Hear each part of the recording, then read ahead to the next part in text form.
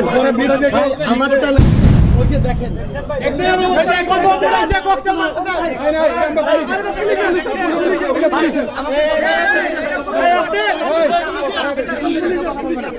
আপনারা শুধু একটা জিনিস দেখেন, এখানে আমরা বক্তব্য দিয়ে কিন্তু চলে যাচ্ছিলাম, গাড়ি বের হয়ে যাচ্ছিল এখান থেকে। এরপরে আমাদের গাড়ির উপরে কিভাবে রড নিয়ে, দেশীয় অস্ত্র নিয়ে ছাত্রদল, যুবদল, বিএনপির যারা সন্ত্রাসী তারা কিভাবে আক্রমণ করছে। আমাদের মিডিয়ার গাড়িকে নাসিরউদ্দিন পাটোয়ারির গাড়ি ভেঙে চুরে শেষ করে দিছে, ভিতরে পায় নাই। পরে আমি যে গাড়িতে ছিলাম, নাসির ভাই যে গাড়িতে ছিল, ওই গাড়িতে তারা রড নিয়ে গাড়ির উপরে উঠে পর্যন্ত গ্লাসে মারছে, 2 গাড়ি বের হয়ে গেছে। এরপরে আমাদের যে জেলার সেক্রেটারি এনসিপির, তার এখানে হাত ভেঙে ফেলছে, একদম রড দিয়ে পিটায়, একজনের চোখ উঠায় ফেলছে, একজনের এখানে মুখ ফাটায় ফেলছে। এই ভাইদেরকে নিয়ে যখন আমি সদর হাসপাতালে যাইতেছিলাম, ওই টাইমে সদর হাসপাতালের ওই গেট থেকে আবার ওই ছাত্রদল, যুবদল, বিএনপির সন্ত্রাসীরা আমাদের উপরে রক্তাক্ত হামলা চালায়। এবং আপনি দেখেন রড দিয়ে আমার হাতে পর্যন্ত পিটানো হয়েছে।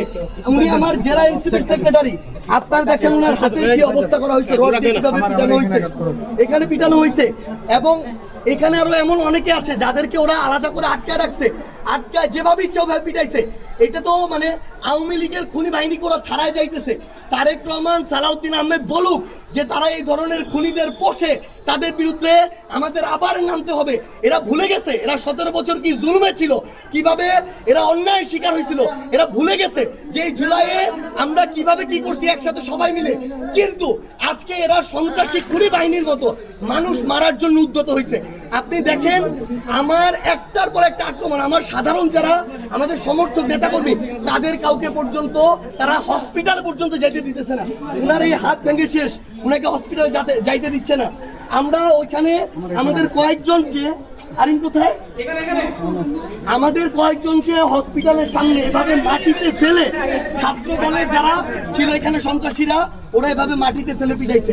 এখন নাসিরউদ্দিন পাটোয়ারি কিংবা আমাদের সমালোচনা যদি পছন্দ না, আপনি কথা দিয়ে সমালোচনা করেন, আপনি যদি গায়ের জোর দেখান, সন্ত্রাসী কায়েম করতে চান, তাহলে তো এটা আগের সাথে কোনো পার্থক্য নাই। তো তারেক রহমানকে বলতে হবে উনি এই ধরনের আরেকটা সন্ত্রাসী বাহিনী পুষতে চায় কিনা, যেটা ছাত্রলীগ ছিল, যুবলীগ ছিল, তাদের সন্ত্রাসী কার্যক্রম। আপনাদের কতজনে হইতেছে ভাই? ওকে ভাই, আপনাদের কতজনে হইতেছে?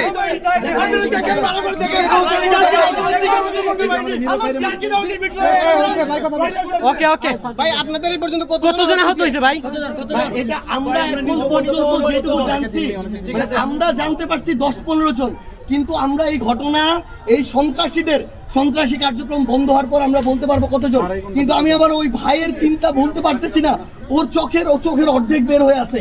ওই ভাই আমারও তো সারা জীবনে দেখতে পাবে না, ওকে আমি হাসপাতালে নিতে পারতেছি না। আমাদেরকে এই খুনিরা, এই সন্ত্রাসীরা, জিকে গোছের এই বাহিনী, এটা তারেক রহমান, সালাউদ্দিন আহমেদ বলুক যে তারা এভাবে সন্ত্রাসী পালবে, এভাবে দমন করবে, আরেকটা স্বৈরাচার কায়েম করবে, তাহলে আমাদের যা করে আমরা তাই করব।